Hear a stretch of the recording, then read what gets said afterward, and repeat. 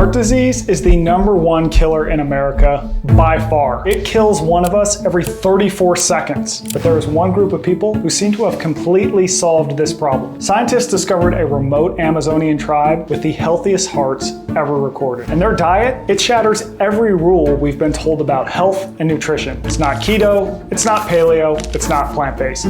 They eat white rice, sugar, potatoes, red meat, and even chocolate. Yet they almost never get heart disease, diabetes, or Alzheimer's. I spent 36 hours flying across continents, driving down cliffside roads, and traveling by canoe deep into the Bolivian Amazon to find out what they do. And what I discovered, it could change how we think about diet and longevity forever. Let me show you why. The tribe is called the Tsimane tribe. And when researchers studied them, they found that they do not die of heart disease. What they did is they took these people and they ran them upriver 6 hours into the nearest town and did CT scans of their heart, which is the most detailed analysis you can do around heart health.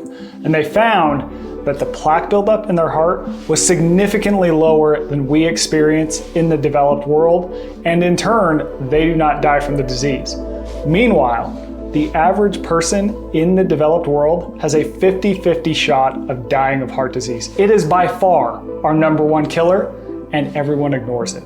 So I take this canoe, 6 hours upriver. It's a motorized canoe. We go upriver, through the jungle, and finally my guide pulls off to the side. We hike up a hill, and there the tribe is. And immediately I am greeted with a meal. And I found that what they ate, it breaks so many different diet dogmas that people swear by today. They're not eating keto, they eat plenty of plain white rice. They're also not vegan. They eat red meat, they eat fish. They also even eat sugar. Now the difference, of course, is that they harvest the sugar themselves. They have to chop down the cane, they squeeze the cane, and then they have to dry the sugar. So this limits the amount of sugar that they can eat across the day, but they are still eating sugar. The single thing that seems to really work for them that improves their health from a diet perspective is that they eat 0 ultra-processed foods. Every single food they eat, it has one ingredient. For example, rice, meat that they have to hunt themselves, fish that they pull from rivers, fruit that they have to go pick off trees, vegetables that they grow, even the sugar that they eat, they have to go harvest the sugar cane, squeeze it, dry the liquid so it becomes sugar, and only then can they eat it. Meanwhile, in the United States, the vast majority of what we eat is ultra processed, meaning it has many ingredients. The average bite of our food contains far more calories and additives than would an average bite of the Tsimane tribe. So while the Tsimane eat just plain rice, when we eat rice, it often comes from a bag, it's often mixed with different oils and fats, and then we will often put a meat on it that is covered in sugary sauce, all these different additives. And what happens when you create ultra-processed food is that you concentrate the calories. And when you do that, people end up eating a significantly higher amount of calories, even though they don't mean to. There's an amazing study from Kevin Hall at the NIH, and what he did is he put people in metabolic wards, and he fed them either an ultra-processed diet or a diet of food that was unprocessed. These calories were matched for everything but the processing. And he found that when people were on the ultra-processed diet, they ended up eating more than 500 calories a day and gaining weight. Meantime, when they would eat the unprocessed diet, without even trying, they would eat less food and start to spontaneously lose weight. And the driver here is really that ultra-processed foods concentrate the calories and make it far easier for us to overeat. They have all these levers in the food that lead us to eat more food faster. So you might be thinking at this point, well, what if it's not the food they eat? What if it's because the tribe is much more active? You would be correct that the tribe is more active. They walk about 20,000 steps a day. They're having to work for every single calorie they eat. At the same time though, there are tribes downriver that are much closer to towns, and these tribes, because of their closeness to towns, have much more access to ultra-processed food. They move the exact same amount as the Tsimane, but they have higher rates of heart disease simply because they have added more ultra-processed foods into their diet. When I got back from the jungle, I ended up speaking to an executive who is in the junk food industry.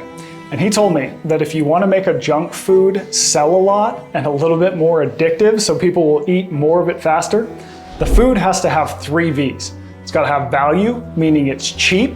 It's got to have variety, meaning there are a lot of different flavors of it. So think about how there's like 20 different kinds of Doritos out there and 7 different kinds of Mountain Dew.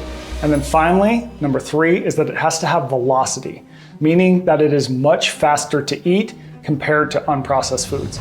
And you saw that in Kevin Hall's study. One of the key factors that led people to gain more weight on the ultra-processed diet is that the food was much, much faster to eat. So think about, for example, eating a plain potato that is boiled compared to potato chips. If you were to eat 300 calories in plain potatoes, it would take you a really long time to do that. Meanwhile, 300 calories in fried potato chips, you could eat that in like 2 minutes. And the problem is that when you consume calorie-dense foods quickly, your stomach needs a little bit of time to catch up and signal to your brain that you are full. So what ends up happening is that you have overeaten before you even realize it. When I lived with the tribe and ate the meals that they cooked me, I will admit something to you. These meals were not good. They were very bland. They were not the explosion of sugar, salt, and fat that I was used to eating in the United States. At the same time, I adapted over time and they started to taste pretty tasty as I got hungry. When I got back from the jungle, I decided, you know what? I'm going to try a Tsimane diet for 2 weeks. So I went to the grocery store. I found that the vast majority of food in the grocery store was totally off limits. Most of the food was ultra processed. It was packed with ingredients. So I ended up having to eat a bunch of single ingredient foods like rice, meats, and vegetables every single meal. But what happened is a lot of good things. I lost weight, my skin got clear, I felt like I had more energy. There are a lot of reasons for this, but the main driver of why I probably lost some weight is that by eating those foods, I ended up getting fuller on fewer calories. That led me to eat fewer calories than I was burning, and so my body lost weight. If you want to try this yourself, I created a Tsimane Diet challenge on my Substack. It'll give you 2 weeks of challenges that you can onboard yourself to try this diet. Again, I will warn you, it's not going to be the most tasty diet you've ever had, but it will come with a lot of benefits. It is worth trying just for 2 weeks so you can learn a handful of lessons about the foods you eat and how integrating more foods that are not processed will give you benefits over the long haul.